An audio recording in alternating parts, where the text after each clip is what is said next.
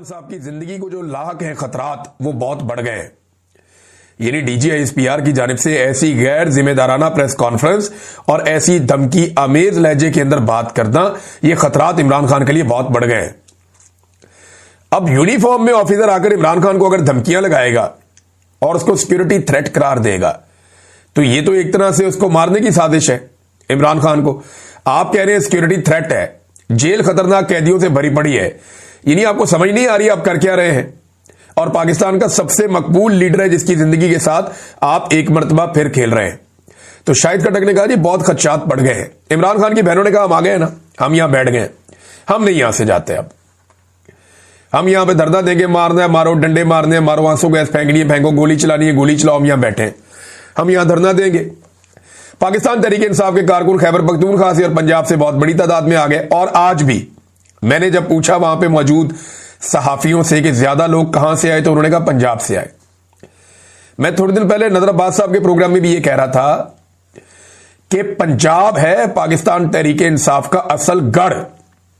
Establishment ने वहां पे 2 नंबरी बहुत बड़ी कर दी है। हालांकि ज्यादा ताकत खैबर पख्तूनख्वा से भी ज्यादा ताकत इमरान खान के लोगों की पंजाब में, लेकिन पंजाब को बहुत जबरदस्ती छीना गया क्योंकि एस्टेब्लिशमेंट ये रिस्क ही नहीं ले सकती कि पंजाब को पीटीआई के पास जाने दिया जाए या उनके हवाले किया जाए, तो उन्होंने वहां कब्जा किया हुआ है। अब मामला यह है कि इमरान खान साहब की बहनें पहुंच गई, उन्होंने बड़ी खुलकर बातचीत भी की है। सारी कोशिश के बावजूद डीजीआईएसपीआर की धमकियां, उनके सारे टाउट्स मिलकर भी अब बयानिए की लड़ाई हार गए। और इसकी सबसे बड़ी जो वजह है ना बयानिए की लड़ाई इनके हार जाने की, एक ओवरसीज पाकिस्तानी और दूसरा पाकिस्तान का डिजिटल मीडिया जो आज के दिन तक, इस घड़ी तक इमरान खान साहब के साथ खड़ा। डिजिटल मीडिया या सोशल मीडिया और ओवरसीज पाकिस्तानी, ये इमरान खान के साथ खड़े हैं ना, तो एस्टेब्लिशमेंट इमरान खान को शिकस्त नहीं दे सकती क्योंकि पाकिस्तान में तो पाकिस्तानी साबित कर चुके हैं कि वो इमरान खान के अलावा किसी और लीडर की फिलहाल शक्ल पसंद नहीं कर रहे। अब इमरान खान साहब की बहनों ने क्या कहा, देखिए वहां उनसे बड़े सख्त सवालात भी हुए, सवालात वाले लोग आते हैं, उन्होंने फिर सवालात भी करने होते हैं। तो आसिम मुनीर साहब के बारे में सवाल किया कि जी इमरान खान उन पर तनकीद करते हैं, आपने उनके बारे में ट्वीट करवाया, जो इमरान खान ने बताया आपने बाहर आकर बता दिया। तो उस्मा खानम जो है इमरान खान साहब की बहन, जिन्हें पिछली मरतबा मुलाकात के लिए भेजा गया था 2 तारीख को, उन्होंने कहा जी आसिम मुनीर सरकारी मुलाजिम है, हमारे टैक्स के पैसों पर चलता है, इस पर बात करना सियासी नहीं है, इमरान खान जो पैगाम देता है हम देते हैं। ये उस्मा खानम ने कहा कि जी इमरान खान हमें जो कहता है हम कह देते हैं, ये कौन सा सियासी आदमी है, सरकारी मुलाजिम है, हमारे टैक्स के पैसे पे चलता है, तो इसके ऊपर तनकीद करने का क्या मसला है, इमरान खान हमें जो कहता है हम बाहर आकर कह देते हैं। और फिर उसके बाद अलीमा खानम ने कहा कि आलमी तंजीमें भी इमरान खान की कैद तन्हाई जो एक तरह का तशद्दुद है उसके खिलाफ आवाज उठा रही है, पूरी दुनिया में ये आवाज उठ रही है। और फर्दे वाहिद पर गुफ्तगू करना कोई नेशनल सिक्योरिटी का मामला नहीं होता। इमरान खान की बहन नौरीन खानम भी वहां पे मौजूद थी, जिन पे कुछ अर्सा पहले तशद्दुद भी किया गया 2 हफ्ते पहले। और उन्होंने कहा जी ज़हनी मरीज तो ये सारे लोग हैं। और ये जो प्रेस कॉन्फ्रेंस हुई है डीजीआईएसपीआर की, मुझे तो बड़ी खुशी है, इसके बाद सब लोग जाग गए हैं, जो लोग नहीं जाग रहे थे वो भी जाग गए हैं। ज़हनी मरीज तो ये खुद है। आप पागल खाने में जाते हैं तो आप देखते हैं ना कि जो पागल है वहां पे वो आने वालों को कहते हैं कि पागल आ गए पागल आ गए, तो ये इस तरह पागल कह रहे हैं या ज़हनी मरीज कह रहे हैं, ये खुद पागल है, ये खुद ज़हनी मरीज है। और इनका वो हाल है कि पागलों वाला हाल है। और साथ में उन्होंने कहा जी इमरान खान अल्हम्दुलिल्लाह दुनिया की दुआएं इमरान खान के साथ हैं। अभी एक खातून का मुझे फोन आया था, वो बता रही थी कि हम सजदे में खाना काबा में इमरान खान के लिए दुआएं मांग रहे हैं और यहां हम इमरान खान के लिए दुआएं करते हैं। मैं 2023 में नादरीन उम्रे पे गया था, इस मरतबा मैं हज पर गया, 2025 में मैं हज पर गया और 2023 में मैंने उम्रा किया था रमजान मुबारक में। मैंने वापस आकर इमरान खान को बताया था कि मैंने इतनी दुआएं खाना काबा में और मस्जिद नबवी में किसी शख्स के लिए, किसी जिंदा इंसान के लिए होती हुई नहीं देखी जितनी दुआएं मैंने लोगों को आपके लिए मांगते हुए देखा है।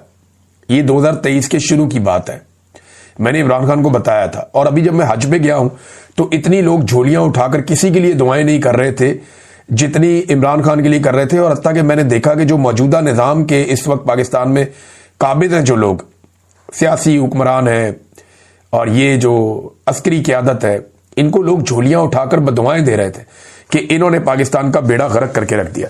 तो इमरान खान साहब की बहनें जो है वो डट गई है, वहां पे वो बैठ गई है, उन्होंने धरना दे दिया है।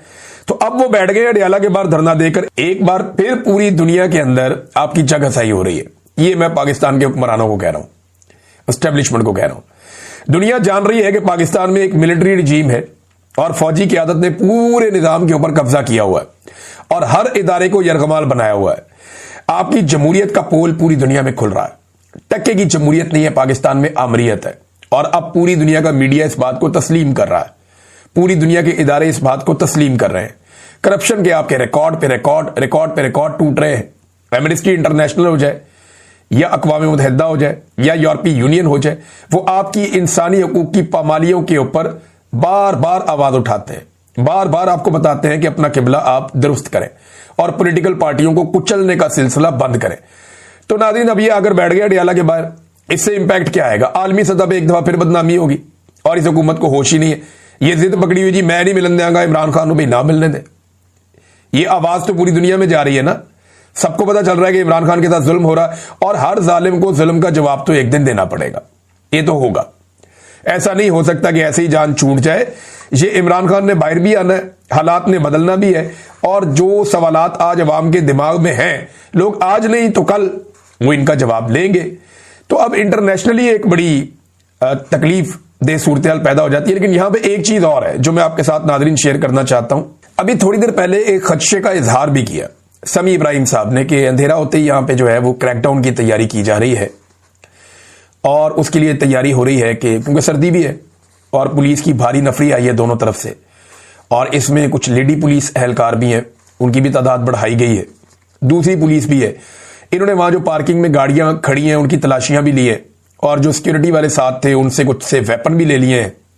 ये पंजाब पुलिस वहां पे कार्रवाई कर रही है अडियाला के बाहर और अभी वहां पे पुलिस की काफी नफरी मौजूद है। मैंने जो सहाफी है उनसे बात की, कुछ का ये कहना है कि इम्कान है कि किसी किस्म का क्रैकडाउन हो सकता है और कुछ का ये कहना है कि नहीं, हमें नहीं लगता कि क्रैकडाउन होगा। अब अलग अलग राय है। समी इब्राहिम साहब ये कहते हैं कि उनके सोर्स ये बता रहे हैं कि शायद यहां पे एक क्रैकडाउन हो जाए। अडियाला के बाहर हमने नए नारे भी सुने नाज़रीन।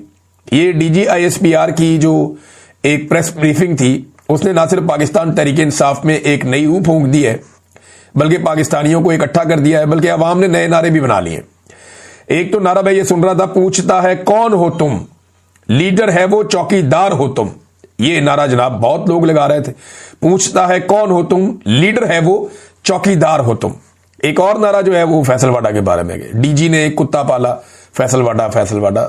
डीजी साहब का देखें, मैं अपनी खबर आपको दे देता हूं कि डीजी साहब का फैसलवाडा साहब से कोई ऐसा ताल्लुक नहीं है। ये जो आप कह रहे हैं कि डीजी ने एक कुत्ता पाला, फैसलवाडा, तो ये जो